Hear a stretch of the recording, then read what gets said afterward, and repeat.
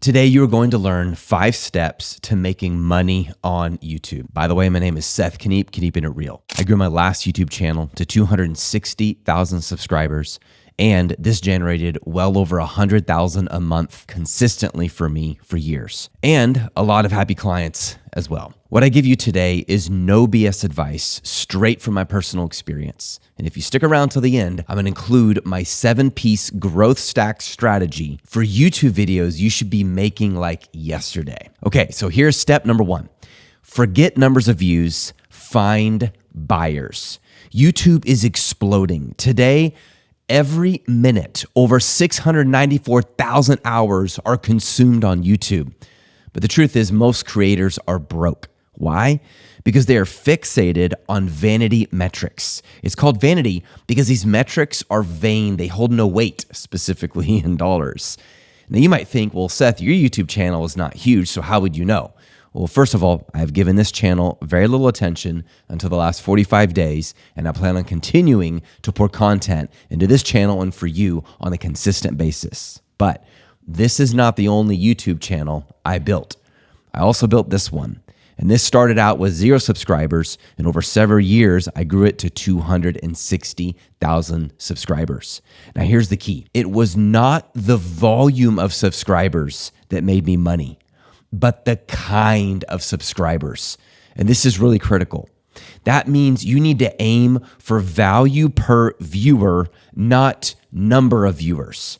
Now you might be thinking, well, Seth, what do you mean? Well, let's just pretend you own a brick and mortar retail store. And you tell me, you say, hey, Seth, 100 buyers came into our store today. Now, if you sell $1,000 watches, that's amazing. You might have cleared 100,000 in a single day. But if you're a dollar store, you might have cleared $100. Notice what did not change in each scenario. The number of store visitors. The difference was the value each store visitor brought. And the value of someone shopping a $1,000 per watch store is going to be hundreds of times higher than the average Dollar Tree shopper. Some viewers on your YouTube channel will never buy a single thing from you. So do this. Create content that attracts buyers. Now you're probably thinking, okay, well, how do I do that? And that brings me to step number 2. Create content for one person. I recommend you ask yourself 3 questions before ever hitting the record button. Number 1, who am I helping? Number 2, what pain are they feeling right now? And number 3, how do I move them from struggle to solution? This isn't niche picking, it's way better. It's audience targeting with surgical clarity. Let's say you have a passion to train dogs and you want to be paid to help people train their dogs. So every single time you run into a problem training dogs and you find a solution, get in front of your camera, hit record, and film the struggle as well as how you solved it. Because guess what? I guarantee you that if it was a problem for you, it's a problem for thousands of other people. That is why the very best course sellers create content out of their struggles and solutions to those struggles. And if you do this consistently, it will teach YouTube to send your content to people hungry for your kind of content. The algorithm starts working for you instead of against you. This means you do not want to make the mistake of doing random topics like one day it's about dog training and the next video is about our vacation to Bali. Nothing will confuse and kill your algorithm faster. Step number 3, build your offer first. You want monetization to be baked in before your first video. This means you need to create a digital product or service or program around the transformation you're delivering in your videos. And then every video you make becomes a pathway to that outcome. Today, I know of no lower overhead, faster to market product that impacts lives powerfully while making you amazing money than creating a digital course. And this is not the only industry I have a lot of experience in. By the way, if you want me to send you content on how to do that every single day, tap the link below and I will hook you up. Step number 4, bring your followers into your email list. You don't own your YouTube channel, but you do own your email list. And as long as your followers are on YouTube, YouTube has complete control. So every time you make a video, invite your viewers to receive a free resource. This is where they go to a simple landing page. They opt in. There's a box that says name and email. They fill it out. They click the button, which is opting in, and they opt in to receive a free resource that you have automatically sent to them. And now you can provide them with content over email, building greater trust and value over the next several months.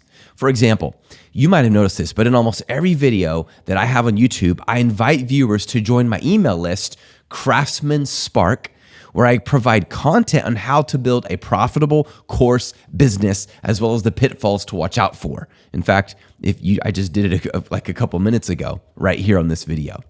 Keep in mind, this is not a bait and switch I'm talking about. This is not some trick. You want to give them great content.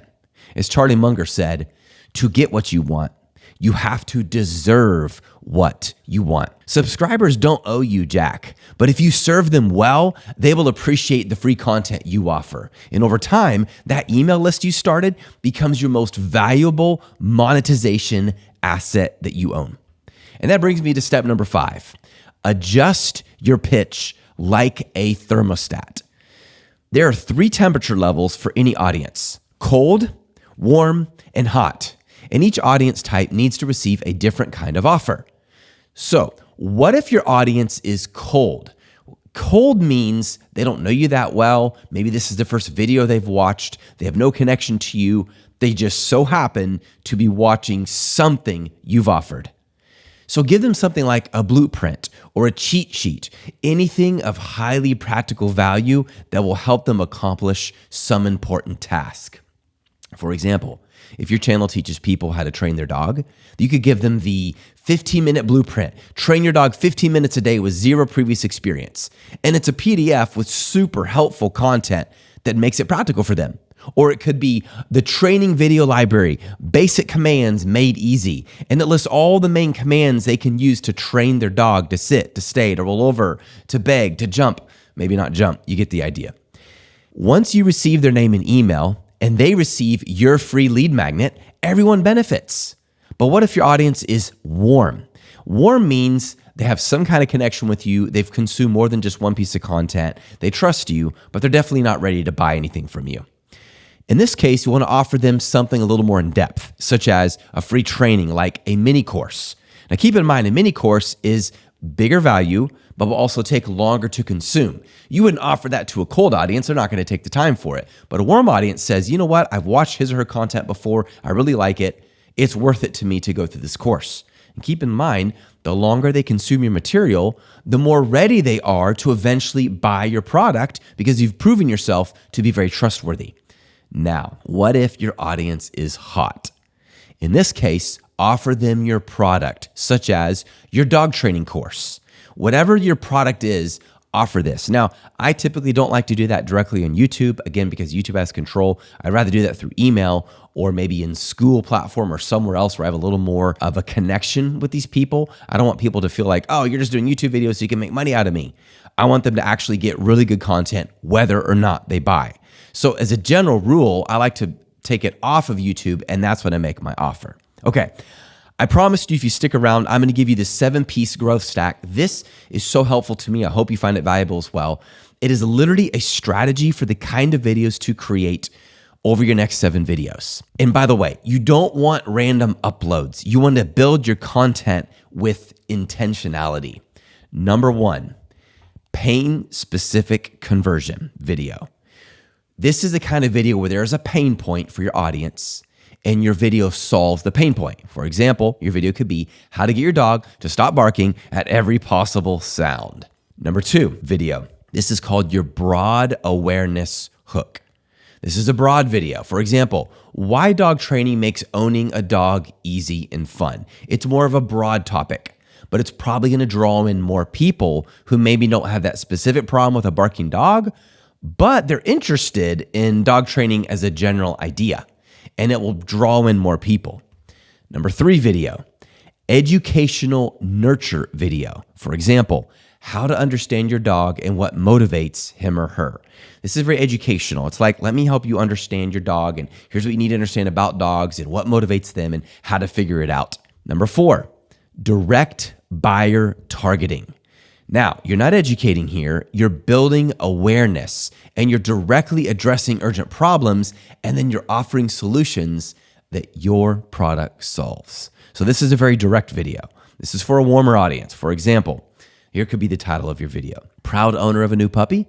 Train him early and right with the dog training school. Here's another idea. What my clients learned after 30 days of training with me. Here's another idea. How to know if you're ready to train your dog without a pro. Get the idea? Without a pro. In other words, you are the pro. You're really leading them close to buying your product. And that brings me to number 5 video. This one you call a personal insight or framework video. This video confuses people more than any other one, so I'm going to make it as clear as I can. This is where you share your unique insight or methodology on a topic. It's more strategic and less tactical. My favorite example of strategy versus tactics is this. Imagine you're walking down the street with your spouse and she says, man, that yard, it really needs something. And you're like, yeah, it really does. In fact, can you imagine if we just set up a whole bunch of really beautiful trees in this area and we, bought enough and maybe put them every, 15 feet from each other and they balloon in the springtime, it would be beautiful. That's strategy. But then when your spouse says, okay, how many do we need? Where do we need to get it? Do we need to buy mulch? How do we dig the hole? Do we hire someone? That's tactics. Strategy is the big plan. Tactics is specifically step-by-step how to do it. Your personal insight or framework video is strategy. And often it will go against mainstream wisdom, which is also why it's interesting. For example, here's a video title idea. Why I stopped using treats for training. Here's another one. My verbal commands for dog training were wrong. Here's what I learned. Here's another one.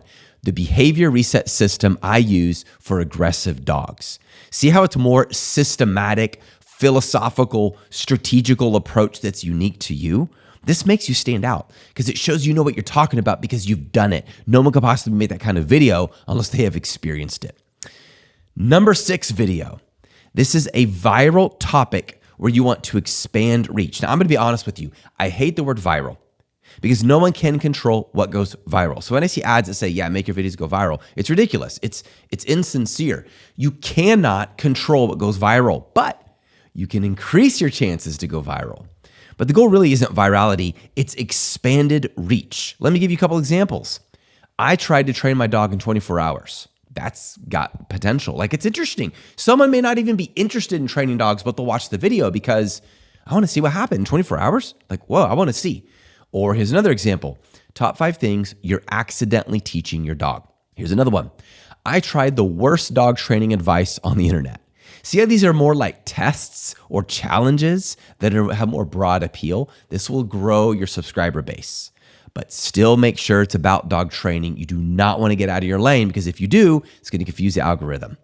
And that brings me to the 7th and final kind of video for the strategy. And these are called the final nurture / education video.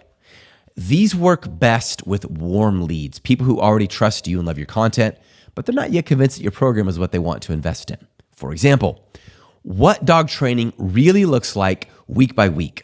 Or 3 common dog owner mistakes and what to do instead. Or client Q&A, what it's like to train with me. Notice these videos do not hard sell, but they reassure, they clarify, and they empower. Now, when you launch your YouTube channel, remember, do not obsess over the numbers. I've had a very large YouTube channel and a small, newer one that's growing, and I can tell you I've lived through all the stages. Size matters very little. What matters is targeting. That every video you create, you're thinking about that person who wants to train their dog. And you don't make any videos but those. That is the most important thing I can give you today. If you do that, you're going to get the right followers. And you might only have 1,000 subscribers or 100 subscribers, and you can still make amazing money selling a training or a course. And you know what I love about this most? You get to change lives, like real life change. And you cannot put a price tag on that.